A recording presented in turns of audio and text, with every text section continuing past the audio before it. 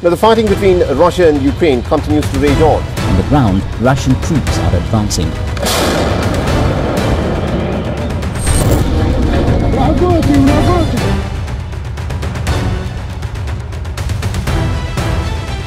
የሩሲያና ዩክሬን አጥፍቶ መጠፋፋት አደገኛው የጦርነት ቴክኖሎጂ ግብግብ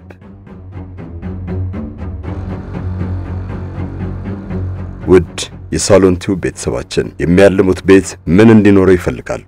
የመዝናኛ ማዕከል፣ መዋኛ ገንዳ፣ አረንጓዴ አካባቢ ወይስ ቆንጆ እይታ? ይህን ሁሉ ያሟላው ዴምሲ ሪል ስቴት ነው። 60% የባንክ ብድር የተመቻቸለት ነው። 40%ውን በ3 ዓመት ከፍለው ያጠናቅቃሉ። ቀሪውን 60% የሚከፍሉት በ20 ዓመታት እየኖሩበት ነው። በቅድሚያ ግን የ8% ክፍያ ይጠበቅቦታል። ተጨማሪ መረጃ ከፈለጉ በ0932 91 90 10 ደውለው ሲመጡ የዋጋ ቅናሹ ከ30% ወደ 35% ከፍ ብሎ ያገኙታል። የሩሲያ የበቀል ጥቃት በ400 ድሮንና በ20 ሚሳኤል የዩክሬንን ከተሞች የቀጠቀጠ ነው። የዩክሬን መዲና ኪየቭ በጥቃቱ ስትርዳደረች። በማግስቱ እንዲሁ ሩሲያ የዩክሬንን ከተሞች በ206 ድሮንና በ9 ሚሳኤል ቀጥቅጣለች። በዚህ ጥቃት የዩክሬን ሁለተኛ ትልቋ ከተማ ካርኪቭና ሌሎች አካባቢዎችም ኢላማ ተደርገዋል። በዚህ የአየር ዘመቻ ቤት ንብረት ብቻ ሳይሆን ሰዎችም መሞታቸው ይነገራል። ሩሲያ ያጸፋ ጥቃቱን ቀጥላለች። 460 ድሮኖች በረዋል።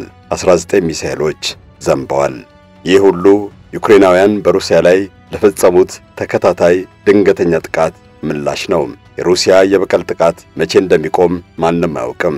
የፕሬዝዳንት ቭላዲሚር ፑቲን ቁጣ የሚበርድበትም ጊዜ አልተለየም።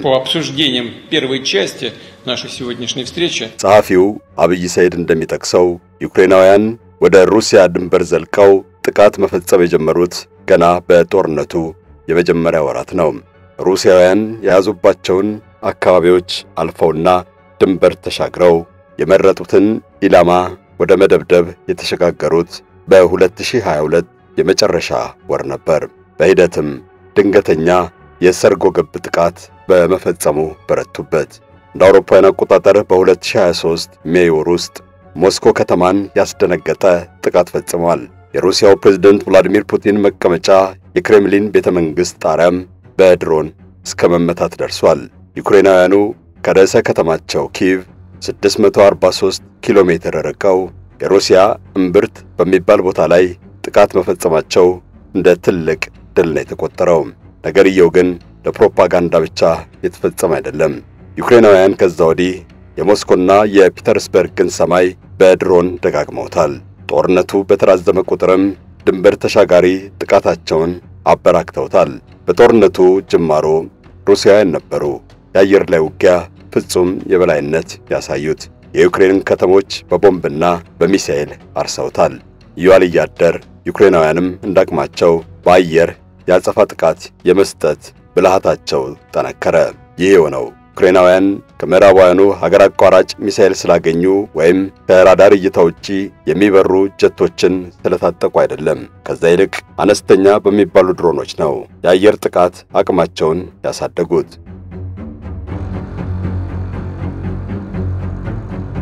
ልክ የዛሬ ዓመት ግድም ዩክሬናውያን ወደ ሩሲያ ያበረሯቸው ድሮኖች ቁጥር ከ1000 በልጦ ነበር። ከዛ ወዲህ ግን የበለጠ እያሳደጉት እያጎለበቱት መጡ።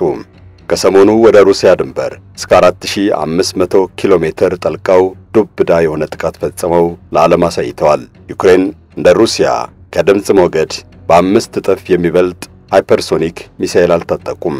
ይሁን እንጂ ዛሬ የዓለምን ሁለተኛ ጠንካራ ጦር ያደራጀችውን ሩሲያን ከጫፍ እስከ ጫፍ በሚባል ደረጃ ኢላማ ማድረግ ችለዋል። የሩሲያና ዩክሬን ጦርነት የጎልያድና የዳዊት የሚባል የአቅም ልዩነት የሚታይበት ነው። የቴክኖሎጂ ርቀትና አዳዲስ የውጊያ ስልት ሥራ ላይ መዋሉ ጦርነቱን ያራዘመው ነው። ክቡራትና ክቡራን፣ የዩክሬንና ሩሲያ ጦርነት የዓለምን የውጊያ ታሪክ ፍጹም እየቀየረ ነው።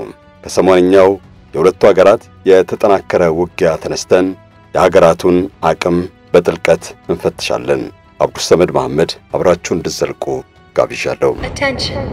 We are now at Gone 1. Security lockdown. የዛሬ 3 ሳምንት እሁድ ማለዳ 2 ሰዓት ተኩል ላይ ዩክሬናውያን አዘምነው የሰሯትንና የቀዳሚው ሰው እይታ ኳድካፕተር የሚል ስም ያወጡላትን አነስተኛ ድሮን ከጥቁር ባህር ዳርቻ አበረሩ። በጥቁር ባህር ሰማይ 35 ኪሎ ሜትር በራ የሩሲያን ድንበር በመጠጋት አንድ የራዳር ጣቢያ የማውደም ተልዕኮ ነው የተሰጣት። ወደ እባብ ደሴት የበረረችው 3 ኪሎ ግራም ፈንጂ ታጥቃ ነው። እንዲወድም የተፈረደበት ራዳር ዙሪያውን 45 ኪሎ ሜትር ክበብ የሚደርሰውን የአየር ክልል ይቆጣጠራል። የቦይካ ማማ ከባህር ውስጥ ነዳጅ ለማውጣት ነው የተገነባው። ማማው ላይ ለራዳር ቅኝት አገልግሎት የሚውል አንቴና ተገጥሟል። በተጨማሪም ማማው ለስንቅ አቅርቦት፣ ለጥበቃና ለሌላም ወታደራዊ አገልግሎት ይውላል። የቦይካ ማማ ላይ የተተከለው ኒቫ የተባለው ራዳር በቀድሞዋ ሶቪየት ኅብረት ዘመን የተሰራ ቴክኖሎጂ ነው። በአንድ ጊዜ 200 በራሪ አካላትን መቃኘትና ለይቶ መረጃ ማቀበል ይችላል። ሩሲያ በጥቁር ባህር እንዲሁም ኪርች ድልድይን ተሻግሮ በክሪሚያ ግዛትና በዙሪያው ያለውን ጠረፋማ አካባቢ በመቃኘቱ ረገድ አስተማማኝ ድጋፍ የሚሰጥ ቴክኖሎጂ ነው። ዩክሬናውያን ይህን ራዳር ለማውደም የላኳት ትንሿ ኳድካፕተር ድሮን ከባህሩ 50 ሜትር ከፍ ብላ ነው የበረረችው። በዚህን ያክል ዝቅ ባለ ከፍታ አየሩን የቀዘፈችው ላለመታየት ነው። በሰዓት 65 ኪሎ ሜትር ስትበር የተጠቀመችው መስመር ወደ ግራ ወደ ቀኝ ያዘነበለ ነው። 35 ኪሎ ሜትር በ45 ደቂቃ በረራ በመፈጸም በ3 ሰዓት ከሩብ ቦይካ ማማ ላይ የተተከለውን ዋና የራዳር አንቴና ገጭታ ጋየች።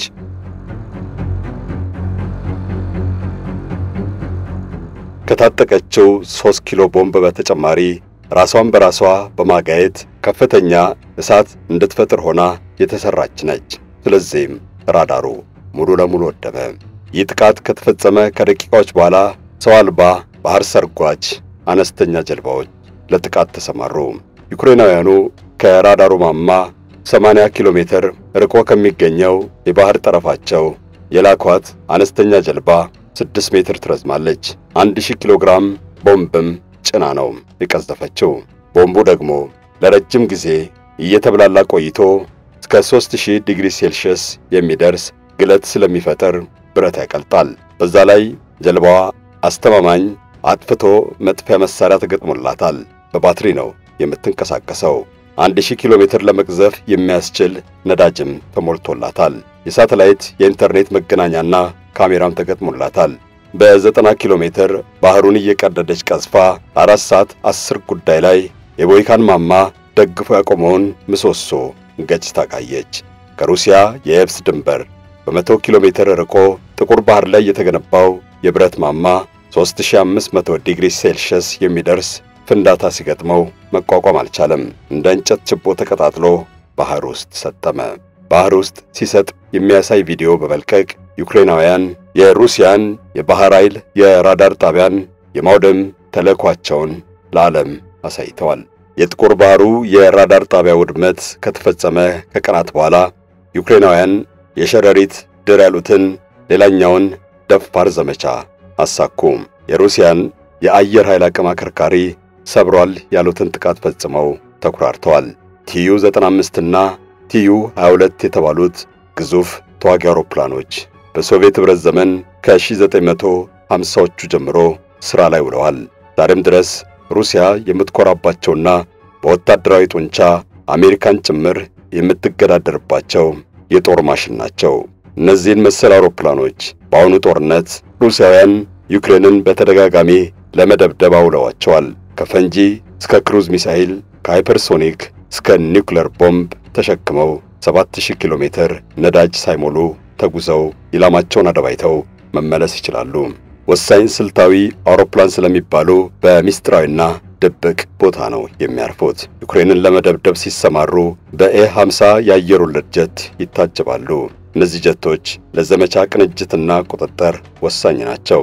ይሁን እንጂ አውሮፕላኖቹ ከማኮብኮቢያቸው ሳይነሱ በሚጢጢ የዩክሬናውያን ድሮኖች ወደሙ።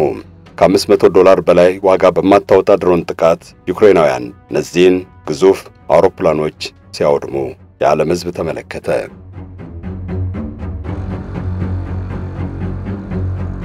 ሩሲያ 40 ቲዩ-95 እና ቲዩ-22 አውሮፕላኖች እንደወደሙባትና የ7 ቢሊዮን ዶላር ኪሳራ እንደገጠማት ይነገራል። ነገር ግን ሩሲያውያኑ የወደመባቸው 5 ቲዩ-22 ጀት፣ 4 ቲዩ-95 እና 1 ዕቃ ጫኝ አንቶኖቭ መሆኑን አስታውቋል። ይሁን እንጂ ሩሲያውያን ከወደሙባቸው አውሮፕላኖች መካከል ብዙዎችን መገንባት አቁመዋል። በ2018 ለምሳሌ ሩሲያ 60 ያክል ቲዩ-22 ጀቶች ብቻ እንደቀሯት ተረጋግጧል። የሩሲያ የቅስቀሳ ምንጮች 5 ወደመ ብለው ባመኑት ራሱ ቢታይ በከፊል ከተጎዱና መለዋወጫ ከሚያስፈልጋቸው ጋር ተደማምሮ ጉዳቱ ከፍተኛ እንደሚሆን መገመት ይቻላል። ዩክሬን እስከ ሳይቤሪያና አርክቲክ ድረስ ዘልቀው ከ5 ያላነሱ የሩሲያን የጦር ሰፈሮች ለማጥቃት የበቁት በቀላሉ አይደለም። የሩሲያን የስለላና የደህንነት መዋቅር አልፈው በጭነት ተሽከርካሪ ድሮን ከልለው ማስገባት መቻላቸው በራሱ አስደናቂ የስለላ ታሪክ የሚወጣው ነው። በርካሽና አሻንጉሊት በመሰሉ ድሮኖች እንዲህ ያለ የውጊያ አቅም መገንባት ከሁሉም በላይ እያነጋገረ ነው። የዩክሬናውያን የዘመቻ ሸረሪት ድር መሳካት ይፋ በሆነ በቀናት ልዩነት ኪርች ድልድይ ተናደ። ዩክሬናውያን ለሶስተኛ ጊዜ ነው ድልድዩን ያጠቁት። 10 ቀናት ቀደም ብሎ የሩሲያን የራዳር ጣቢያ ለማውደም የተጠቀሙትን የጥቃት ስልት የደገሙ አይነት ይመስላል። ዛሬ ዩክሬንና ሩሲያ የሚዋጉባቸው ትንንሽ ድሮኖች በኤሌክትሪክ ሞገድ መጥለፊያ እንዳይሰናከሉ የፋይበር ኦፕቲክ ቴክኖሎጂ ይገጠምላቸዋል። በተለምዶ አርፒጂ የሚባለው በሰው ትከሻ በሚደገን ማስወንጨፊያ የሚተኮሰውን ፈንጂ ጭነው ይበራሉ። በርቀት መቆጣጠሪያ በሬዲዮ ወይም በድረገጽ ሞገድ ሰዎች የሚቆጣጠሯቸው ድሮኖች በሰፊው ጥቅም ላይ ውለዋል። የኤሌክትሪክ ሞገድ በመልቀቅ ድሮኖቹን መቆጣጠር እንዳይቻል ሩሲያ መሳሪያ ሰርታለች። ዩክሬንም ተመሳሳይ ቴክኖሎጂ ታጥቃለች። አሁን ዩክሬናውያኑም ሆኑ ሩሲያውያን ድሮን ተቆጣጣሪው ያለ ችግር እንዲያበር ለማስቻል አቅም አግኝተዋል። ሞገዱን የሚያጠናክሩ ድሮኖችን ያበራሉ። እጅብ ብለው ለማጥቃት በሚበሩ ድሮኖች መካከል የመገናኛ ሞገድን አቅም የሚጨምሩ አብረው ይሰማራሉ። ጠላት ድሮኖቹን የሚጠልፍ ወይም የሚያሰናክል ሞገድ በመልቀቅ ከጥቅም ውጭ እንዳያደርጋቸው በማሰብ ምድር ላይ ካለው ተቆጣጣሪ ሰው ጋር የተሻለ ግንኙነት ይፈጥራሉ። ድሮኖቹ የሚጭኑትን ፈንጂ የበለጠ የሚያቀጣጥል የኤሌክትሪክ ማቀጣጠያም ይገጠምባቸዋል። የአካባቢውን ሙቀትና ንቅናቄ ለውጥ አዳምጠውና ለክተው በተገቢው ቦታና ኢላማ ላይ ይፈነዳሉ። አለዛም በርቀት ተቆጣጣሪው እንዲፈነዱ ይደረጋል።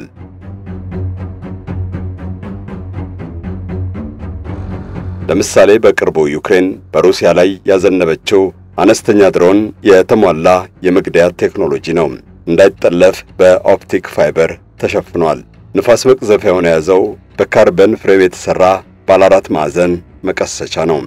በእያንዳንዱ ቅስት ጫፍ ላይ ደግሞ 4 ንፋስ መቅዘፊያ አለው። ሁሉም በተቃራኒ አቅጣጫ እየተሽከረከሩ ነው የሚንሳፈፉት። በመቀሰቻው መሃል ላይ ክብደት ተሸካሚ ሳጥን ይገኛል። የኤሌክትሪክ ቁሳቁሱን አጭቆም ይዛል። ድሮኑ 2 ባትሪዎች ተገጥመውለታል። ከ20 እስከ 30 ደቂቃ ኃይል ይሰጣሉ። አፍንጫው ላይ ካሜራ፣ ጭራው ላይ ደግሞ የሬዲዮ ሞገድ መቀበያና መልቀቂያ ያለው። ፈንጂውን ወይም ተተኳሹን ሆድቃው ላይ ነው የሚሸከመው። ድሮኑ በላዩ ላይ የተገጠመለት ኦፕቲክ ፋይበር ክብደቱን ስለሚጨምረው የበረራ ፍጥነቱ ከ15 እስከ 20 ደቂቃ ይዘገያል። አውዳሚነቱን ከፍ ያደረገው ክብደቱና ኦፕቲክ ፋይበሩ እንደዚሁም ተቀጣጣይ ፈንጂው ባይኖሩ ኖሮ በትንሹ 10 ኪሎ ሜትር ከፍታ ላይ መብረር ይችላል። ይህን ድሮን ለመስራት ተወደደ ከተባለ $500 በላይ አያስወጣም። በዚህ ድሮን የሩሲያን ጀቶች ቀርቶ አንድ ታንክና ተሽከርካሪን ማውደም በራሱ በእጅጉ የሚያዋጣ የውጊያ ስልት ነው ይባላል። ዩክሬን ከሩሲያ ጋር ሊያወዳድራት የሚችል ሚሳኤል፣ ሮኬትና ተወንጫፊ እንደልብ የላትም። ድሮኖች ግን ጉድለቷን እየሸፈኑላት ነው። ዛሬ ላይ ሩሲያም በግዙፍና ውድ መሳሪያ መዋጋቱ እንደማያዋጣ ገብቷት ከዩክሬን ጋር በአነስተኛ ድሮኖች ወደ መፋለም ተሸጋግራለች። በጦርነቱ መጀመሪያ ወቅት ሩሲያ 2000 ድሮን ብቻ ነው የነበራት። እነሱም በዚያ ላይ ትልልቅና በሩሲያውያን የተሰሩ ናቸው። ሩሲያ እነዚያን ድሮኖች ለሶሪያ ውጊያ ተጠቅማባቸዋለች። ከዩክሬን ጋር ወደ ጦርነት ስትገባ ግን በአነስተኛ ድሮኖች ቁም ስቅላየች። ከኢራንና ከቻይና የድሮን ቴክኖሎጂን በማስገባት ችግሯን ለመቅረፍ ፈጥናን የተንቀሳቀሰችው። አሁን ሩሲያም ሆነች ዩክሬን በአነስተኛ ድሮኖች ውጊያ አቅም ተመጣጣኝ ደረጃ ላይ ይገኛሉ። በ2024 ዩክሬን 1.5 ሚሊዮን፣ ሩሲያ 1.4 ሚሊዮን ድሮኖች ለውጊያ ተጠቅመዋል። ዩክሬን በጦርነቱ መጀመሪያ ምዕራባውያኑ ከሰጧት ድሮን በተጨማሪ ከቻይናም ገዝታለች። ለአንዱ ያወጣቸው $2000 ግን ውድ ሆነባት። ስለዚህም ወደ መገጣጠም ተሸጋገረች። በ2023 ዩክሬን 8000 ድሮኖችን ሰርታለች። በ2024 ወደ 2 ሚሊዮን አሳደገች። በ2025 5 ሚሊዮን እንደምትገጣጠም ይጠበቃል። ሩሲያ በ2024 1.4 ሚሊዮን ድሮኖችን የተጠቀመችው። ዛሬ አነስተኛ ድሮኖችን የሚገጣጥሙ 407 የግል ድርጅቶች ተፈጥረውባታል። የሩሲያ መከላከያ ለድሮንና ለሰው ሰራሽ ተግባቦት ቴክኖሎጂ ግንባታ የሚመደበውን ወጪ በ2024 ወደ $3 ቢሊዮን ከፍ ብሎላታል። ራሱን የቻለ የድሮን ዘመቻ ማስተባበሪያ ክፍልም ያዘጋጀች ነው። ሁለቱ ሀገራት እንደ ባህር ኃይል፣ አየር ኃይል፣ ታንከኛ፣ እግረኛ ሰራዊት ለድሮን ውጊያም ትኩረት ሰጥተዋል። ለዚህ ዘርፍ ብቻ ከሰው ኃይል ጀምሮ ቁሳቁስ የሚያደራጅና ዘመቻ የሚያስተባብር የጦር ክፍል የፈጠሩትም ለዚያ ነው። ሩሲያና ዩክሬን ጦርነትን ወደ ቪዲዮ ጌም የቀየሩት ይመስላሉ። በሩቁ ተቀምጦና ምሽግ ሰርቶ በቪዲዮ እየተመለከቱ በሚያወድም ድሮን መተላለቅን በሰፊው መርጠዋል። አንዷ የማትጠለፍ የፋይበር ኦፕቲክ ድሮን ስትሰራ፣ ሌላኛዋ የሳተላይት ኢንተርኔት መገናኛ ትገጥማለች። አንዷ በሰው ሰራሽ ተግባቦት ኢላማን ያለ ተቆጣጣሪ ራሷ በራሷ ለይታ የምትገድል ድሮን ስትገጣጥም፣ ሌላኛዋ ባህር ሰርጓጅ ታደርጋታለች። በሩሲያና ዩክሬን በምድር በአየርና በባህር የሚጓዙ በሰው ሰራሽ ማገናዘቢያ ወይም በተቆጣጣሪ ገዘ የሚንቀሳቀሱ አጥፍተው የሚጠፉና ጥቃት አድርሰው የሚመለሱ በአጠቃላይ ሁሉንም አይነት ሥራ የሚከውኑ ተሽከርካሪዎች፣ በራሪዎችና ቀዛፊዎች ታጥቀዋል። ምዕራባውያኑ እስከ አፍንጫዋ የሚያስታጥቋት ዩክሬን በ2023 እና 24 ከባዱን የአጸፋ ጥቃት ዘመቻ ልትከፍት ነው እያሉ ብዙ የጦር ድግስ ዜና ይሰማ ነበር። ሆኖም ሩሲያ በሞገድ የማይጠለፉ የፋይበር ኦፕቲክ ድሮኖችን ሰርታ የዩክሬንን የመሳሪያ ክምችት አቅም ቀድማ ወደመች። ዩክሬን ታላቁን የአጸፋ ጥቃት ለመክፈት ከአሜሪካና ከአውሮፓ የተቀበለቻቸው ታንክ፣ መድፍና ሚሳኤል ገና ጥቅም ላይ ሳይውሉ በረቀቀ ጥቃት ጠፉ። ሩሲያ የዩክሬንን የመሳሪያ ማከማቻ መጋዘኖች ነጥሎ በማጥቃት ህልሙን አጨናገፈችው። ዩክሬንም ከዛ ወዲህ የፋይበር ኦፕቲክ ድሮኖችን ሰርታለች። ዩክሬን ከምዕራባውያን የመሳሪያ እርዳታና ከቻይና ድሮን ጥገኝነት ተላቃ አሁን ራሷን ታስታጥቃለች። PD2፣ ACS-3M፣ ሌልካ 100፣ R-18፣ ፉሪያና ፐኒሸር የተባሉ ትንሽ ድሮኖችን ለውጊያ ታዘምታለች። ከዛ በኋላ ነው የመጀመሪያው ግለሰብ እይታ የተባለችውን ድሮን ያሰማራቸው። ይህች ከሰሞኑ በሩሲያ ላይ ከባድ ጥቃት የከፈተችባት ድሮን ዋና መሳሪያ ሆናለች። የቀዳሚው ግለሰብ እይታ ከ200 እስከ $1000 ብታስወጣ ነው። በ5 ኪሎ ሜትር ከፍታ እስከ 15 ኪሎ ሜትር ርቀት ትበራለች። አጠቃላይ ከበቧ ከ13 ኢንች ባይበልጥም አውዳሚ ናት። በርቀት መቆጣጠሪያ ካስፈለገም በሰው ሰራሽ ተግባቦት ትንቀሳቀሳለች። ቀድሞ የተሰጣትን ኢላማ ወይም በተቆጣጣሪው ምሪት ራሷን በራሷ ፈትፍታ በማጥፋት ብቻ ሳይሆን ፈንጂ፣ ተተኳሽና ጠመንጃ ይዛ ጥቃት ማካሄድ መቻሏ ከሁሉም ተመራጭ አድርጓታል። ጥርት ያለ ካሜራ ስላላትም ኢላማዋን ቁልጭ አድርጋ ቀርጻና መረጃውን በሰው ሰራሽ ተግባቦት አቀናብራ ለተቆጣጣሪዋ ትሰዳለች። ለዛውም አፍታም አይፈጅባትም። በጠላት እንዳትጠለፍ የተገጠመላት ፋይበር ኦፕቲክ ክብደቷን ከፍ ስላደረገው የምትበርበት ርቀት 40 ኪሎ ሜትር ላይ ይወሰናል። ሆኖም ባለ 2 ባትሪ መሆኗ ለስኬቷ አስተማማኝነት ሰጥቶታል።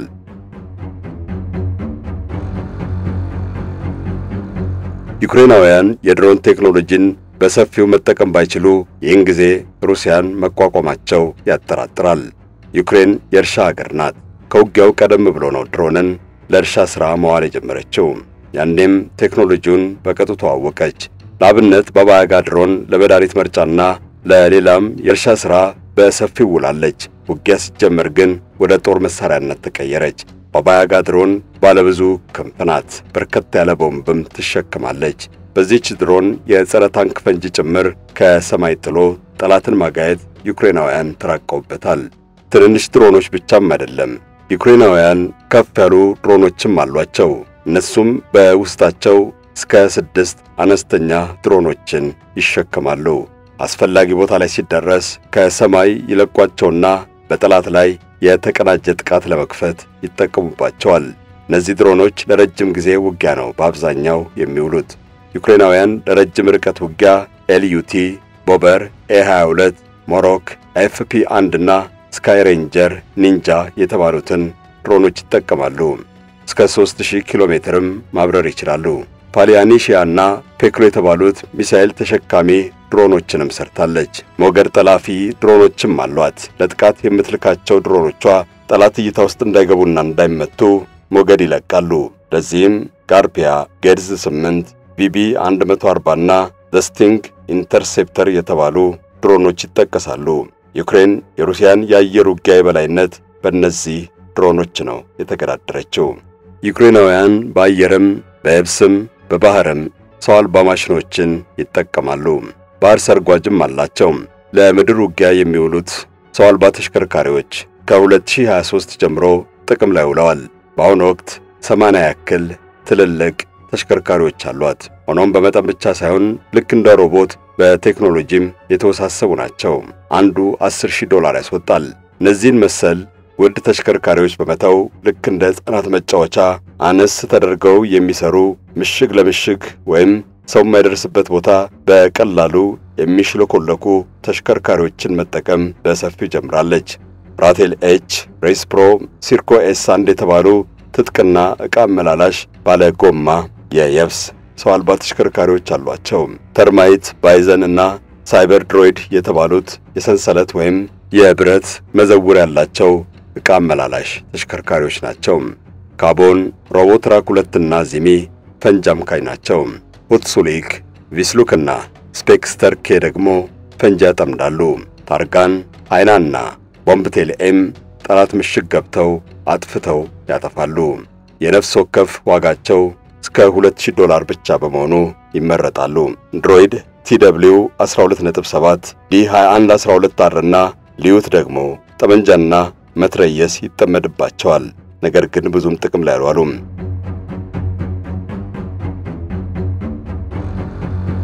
ዩክሬናውያን ብዙ አይነት ውጤታማ ውሃ ቀዛፊ ትንንሽ ጀልባዎችም ሰርታለች። አብዲቭካ፣ ሲቤቢ፣ ማጉራና ካትራም ቬኖም ሻርክ የሚባሉት የሩሲያን ባህር ኃይልና መርከቦች ከባድ ስጋት ውስጥ ከተዋል። የሩሲያም የድሮን አቅምና ቴክኖሎጂ ከዩክሬን የተለየ አይደለም። ሩሲያ የረጅም የመካከለኛና የአጭር ርቀት ተዋጊ ድሮኖችን በየአይነቱ ታጥቃለች። የኢራን ሻሃብ ድሮኖችን አሻሽላ ትጠቀማለች። ከ700 እስከ 1500 ኪሎ ሜትር የሚበሩና መላ ዩክሬንን የሚሸፍኑ ናቸው። አንዷ ከ20,000 እስከ $70,000 ታስወጣለች። ዛላ፣ ኦርላን፣ ሱፐርካምና አልባትሮስ እዚህ ምድብ ውስጥ ይገኛሉ። ላንሴትና ኩብ ደግሞ እስከ 70 ኪሎ ሜትር ይሸፍናሉ። ሞገድ ጠላፊዎቹ ትንንሾቹ FPV፣ ቻይና ሰራሾቹ DJI፣ ባለ ፋይበር ኦፕቲኮቹ በአንቴናና በሬዲዮ ሞገድ እንደዚሁም በጂፒኤስ እና በኢንተርኔት አማካይነት የሚንቀሳቀሱ ሁሉ አሏት።